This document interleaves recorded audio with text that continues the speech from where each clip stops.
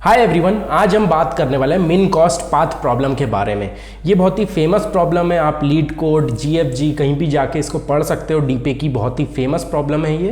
तो चलिए देर ना करते हुए वीडियो को करते हैं स्टार्ट। ये प्रॉब्लम के बारे में समझते हैं कि प्रॉब्लम में एक्चुअली गिवन क्या है और आपको क्या करना है। ओके, तो प्रॉब्लम में आपको एक 2D मैट्रिक्स और एरे जो भी आप मान लो वो गिवन है। बोला क्या जा रहा है आपको कि आप वो मैट्रिक्स पे 3 तरीके से ट्रैवर्स कर सकते हो। या तो आप राइट डायरेक्शन में ट्रैवर्स कर सकते हो, या तो आप डाउन डायरेक्शन में ट्रैवर्स कर सकते हो, या तो आप डायगोनल राइट डायरेक्शन में ट्रैवर्स कर सकते हो। बट हाँ, आप लेफ्ट डायरेक्शन में नहीं जा सकते, आप टॉप में नहीं जा सकते। इस तरीके के से रेस्ट्रिक्शन है। तो आप राइट में जा सकते हो, डायगोनल राइट में जा सकते हो, डायगोनल लोअर राइट आप समझ लो, और आप डाउन जा सकते हो। ये 3 डायरेक्शन है आपके पास जिसमें आपको ट्रैवर्स करना है। ओके, मैट्रिक्स के ऊपर जो आपके पास गिवन है। तो यहां पे अगर मैं देखूं कि मैट्रिक्स क्या गिवन है, तो जैसे मैंने यहां पे एक मैट्रिक्स बनाई है, इसको आप बोल दो 2D मैट्रिक्स। ओके, ये गिवन है आपके पास। अब बोला क्या जा रहा है आपको, क्वेश्चन में बोला जा रहा है कि आपको सोर्स से स्टार्ट करना है। सोर्स क्या होगा आपका 0 0, कि पहले इंडेक्स से आपको स्टार्ट करना है और लास्ट तक जाना है, डेस्टिनेशन लोकेशन पे जाना है। डेस्टिनेशन लोकेशन क्या है ये, और आपको बताना है कि मिनिमम कॉस्ट में आप वहां तक पहुंच पा रहे हो या नहीं पहुंच पा रहे हो, और पहुंच पा रहे हो तो कितनी मिनिमम कॉस्ट होना चाहिए। अगर मैं 1 से स्टार्ट करूं, तो अगर मैं ऐसा ट्रैवर्स करता हूं 1 4 1 5 3, ठीक है, हम डाउन आए फिर हम राइट गए, तो इसकी जो कॉस्ट आई 1 + 4 + 1 + 5 + 3, इस तरीके से इसकी कॉस्ट आ रही होगी। ओके, ये हो गया हमारा फर्स्ट ट्रैवर्सल। इस तरीके से इसकी कुछ कॉस्ट आ रही होगी। ओके, ये हमको समझ में आया। अब अगर मैं दूसरा ट्रैवर्सल लूँ, मैं क्या करूँ, मैं बोलूँ 1 से मैं डाउन आऊँगा, फिर इधर जाऊँगा, फिर इधर जाऊँगा। ऐसा कुछ कॉम्बिनेशन मैंने बनाया, तो इसकी भी कुछ कॉस्ट आ रही होगी। ठीक है,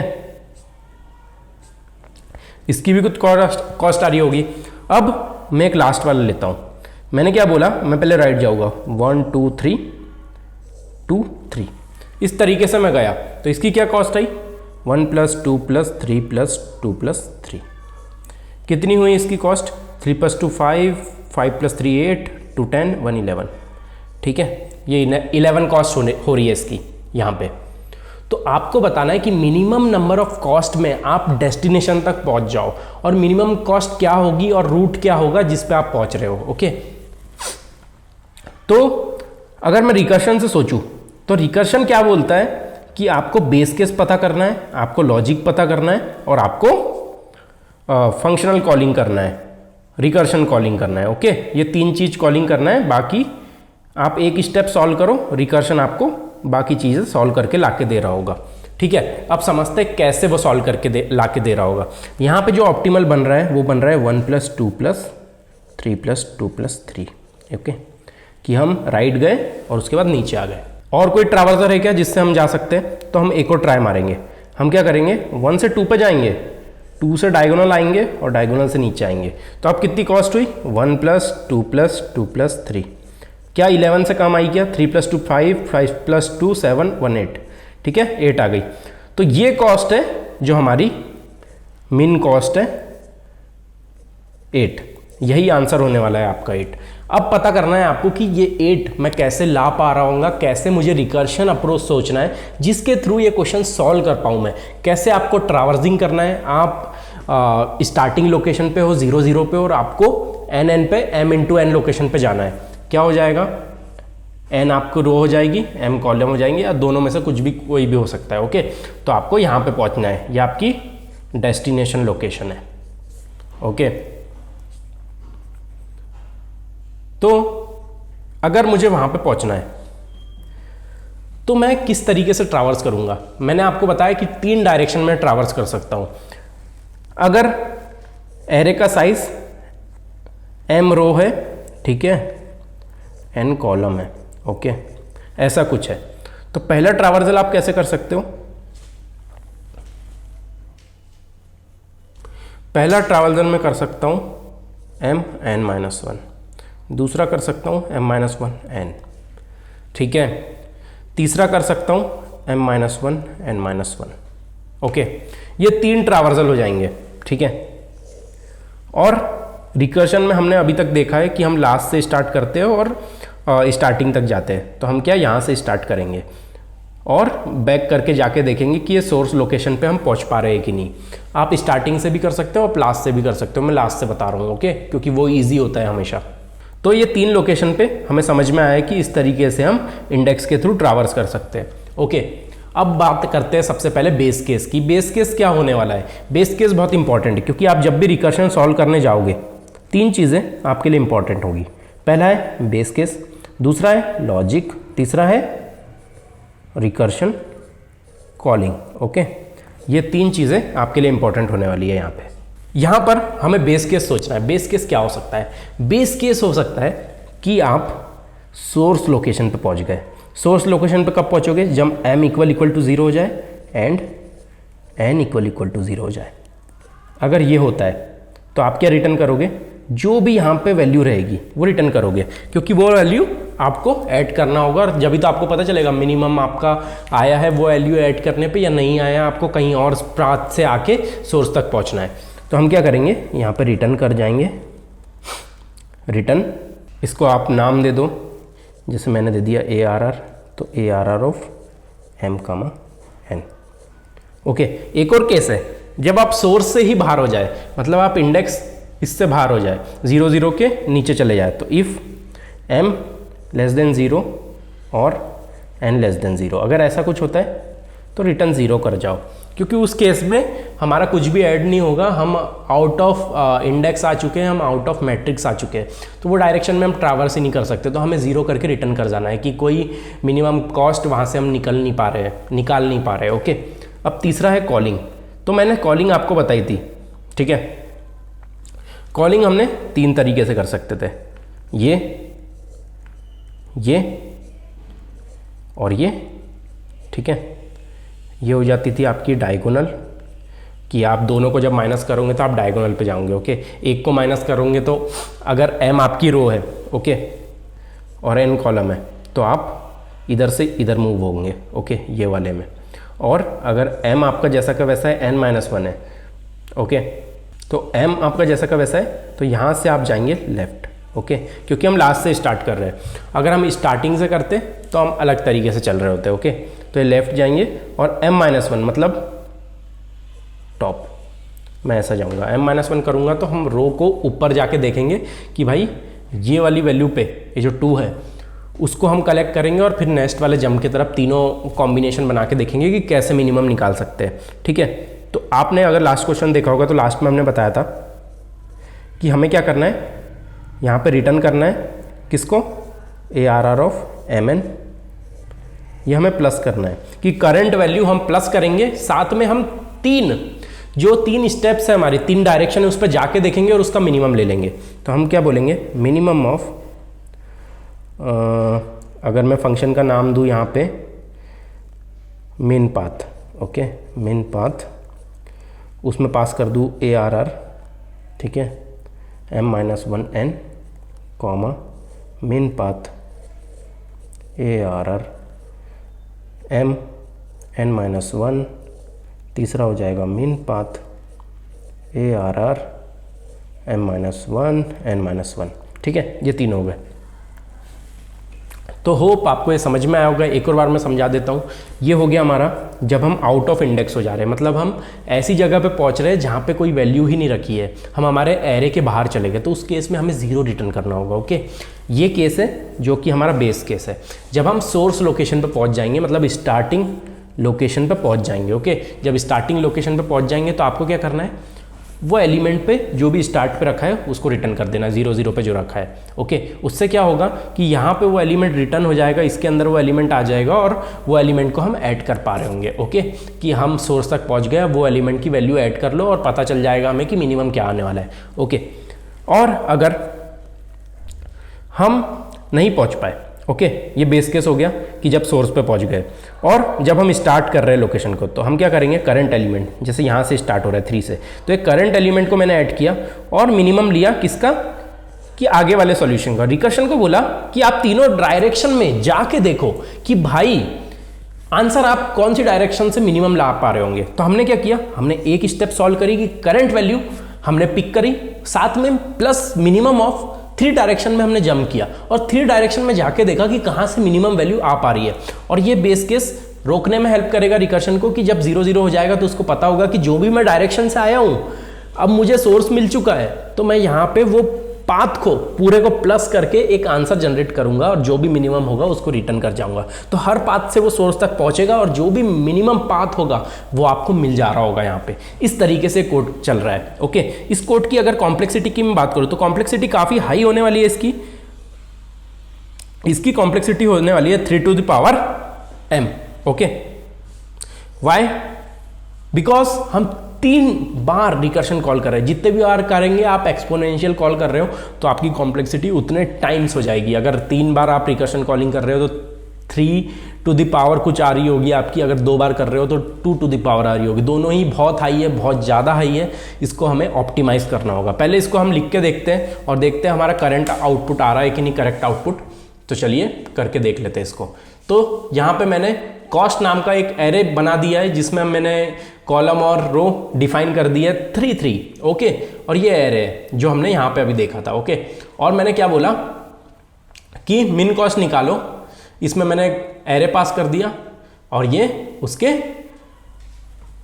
रो और कॉलम के लास्ट इंडेक्स पास कर दिए मैंने कि अगर 2 2 पे रखा है तो क्या उसके पास आएगा सबसे पहले 3। ओके, अब यहां पे हमें लिखना चालू करना है। If n, okay, n less than 0 और m लेस देन 0, अगर ऐसा कुछ होता है तो भाई डायरेक्ट रिटर्न कर जाओ, return 0। Okay, if n equal to 0 m equal to 0, अगर ऐसा कुछ है तो रिटर्न कर जाओ cost of m comma n। Okay, और अगर ऐसा कुछ भी नहीं है तो हम रिटर्न करेंगे cost of m n plus minimum of 3 values. कौन कौन सी 3 वैल्यू होंगी? सबसे पहले हमें फंक्शन कॉल करना है। ये हमने फंक्शन कॉल किया, उसमें हमने पास किया array comma m-1 comma n। ये हो जाएगा हमारा पहला कॉल। ओके, वैसे ही हमारा ये दूसरा, ये तीसरे क्या, डायगोनल के लिए m-1 n-1, और इसमें हम लगा देंगे m-1 for traversing the left side. Okay, कि हम लास्ट से ऐसे जाके देख रहे हो फिर ऊपर जाके देखेंगे, सो इस तरीके से कुछ हो सकता है।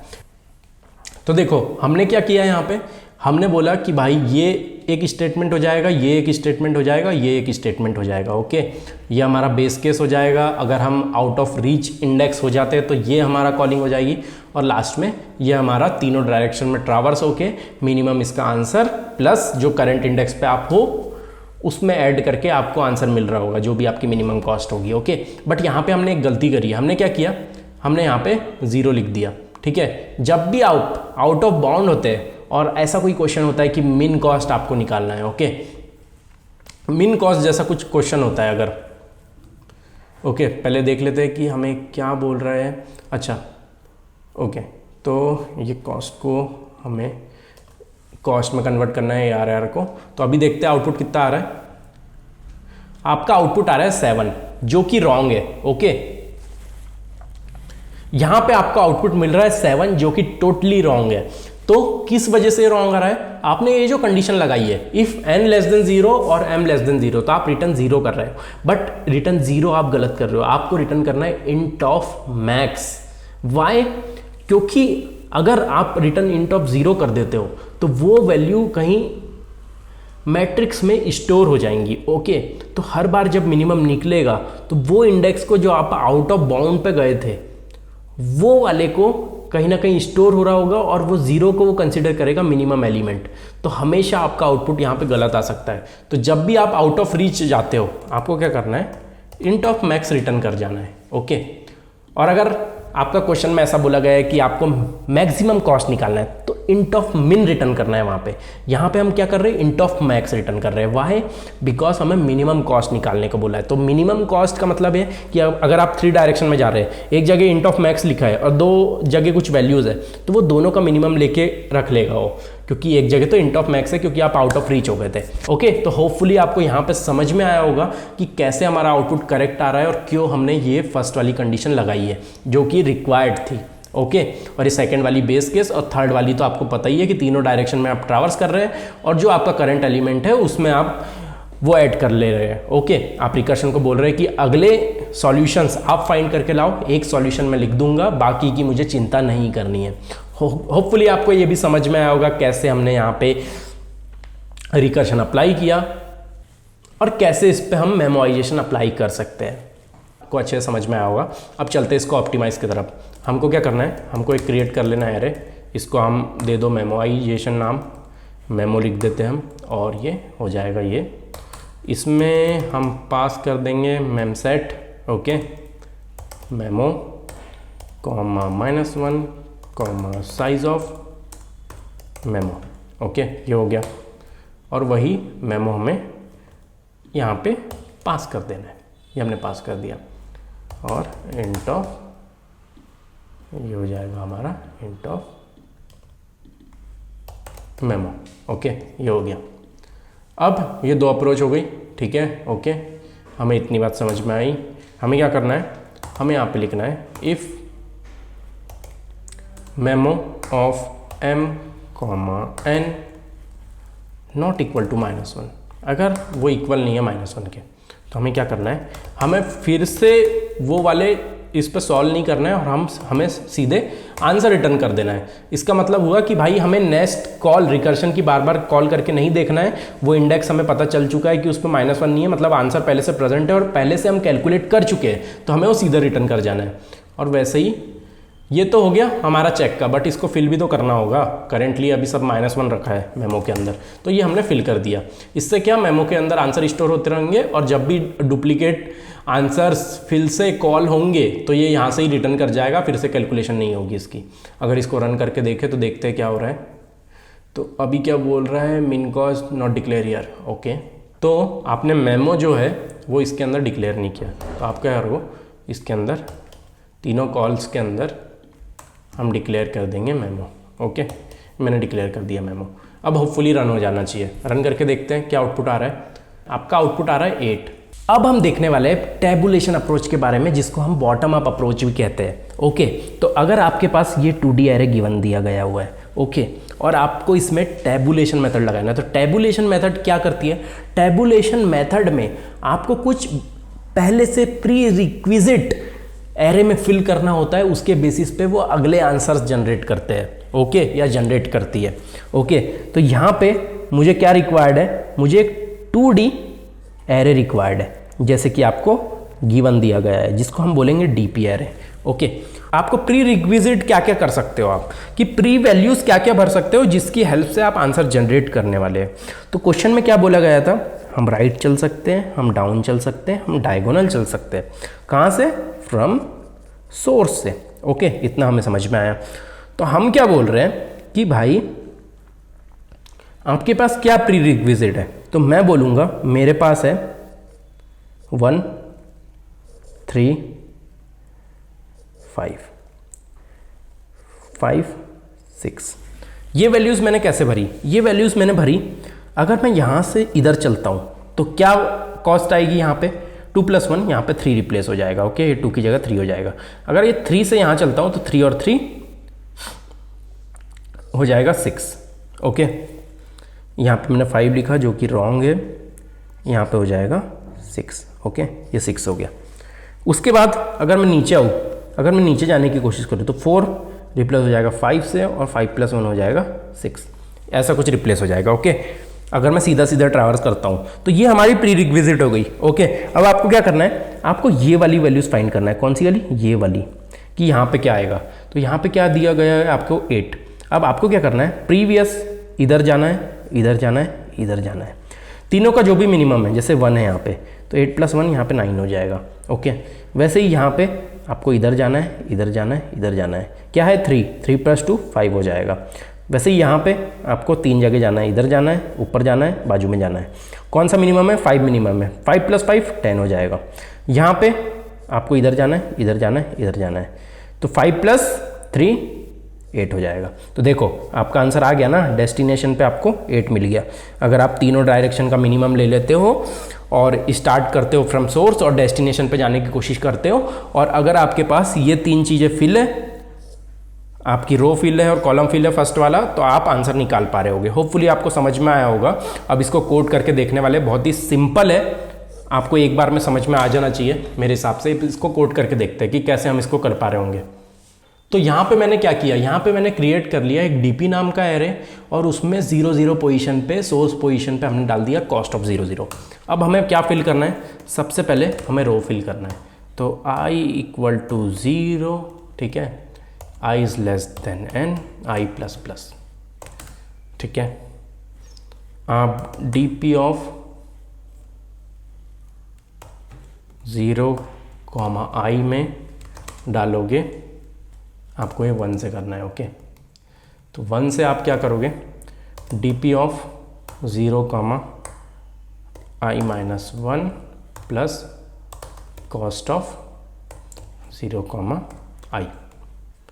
तो इससे क्या हो रहा है, इससे आप समझो, जैसे कि मैंने बोला था कि dp ऑफ 0, i आपको फिल करना है, मतलब रो का सेकंड इंडेक्स फिल करना है। फर्स्ट इंडेक्स यहाँ पे हमने फिल कर चुके हैं, ठीक है। तो सेकंड वाला तो हम प्रीवियस वाले को ऐड करेंगे, प्लस जो करंट वाली की कॉस्ट है उसको ऐड करेंगे, तो ये दोनों से ये एलिमेंट फिल हो जाएगा। ऐसे ही आपकी रो फिल हो जाएगी, और इसी तरीके से आपको कॉलम फिल करना है। तो कॉलम फिल करने के लिए अगर मैं j लिखूँ और m लिख दूँ और j++ कर दूँ, ठीक है, ये हो गया कॉलम के लिए। तो हमें क्या करना है? कॉलम आपका हो जाएगा j, 0, ओके। आपका हो जाएगा j - 1, 0, और यहाँ पे हो जाएगा j, 0। तो इस तरीके से आपका कॉलम और रो फिल हो जाएगा। अब आपको ट्रावर्स करना है, ठीक है। तो मैं ट्रावर्स करूँगा for int i = 1, i m, i++। वैसे ही j के लिए int j = 1, j n, j++, ये हो गया। उसके बाद इसके अंदर आपको निकालना है dp ऑफ i, j, उसकी वैल्यू निकालना है। तो आप क्या करोगे? आप ले लोगे current cost, dp of cost of i, j कितनी है, प्लस मिनिमम ले लोगे तीनों का, कि dp ऑफ i - 1, j - 1 कितना है, dp ऑफ i - 1, j कितना है, dp ऑफ i, j - 1 कितना है, ओके। तो इतना मुझे समझ में आ गया। और लास्ट में आपको रिटर्न कर देना, return dp of m, n, okay, m - 1, n - 1, okay. तो इससे आपका आंसर आ जाएगा। देखते हैं इसको रन करके क्या आउटपुट आ रहा है।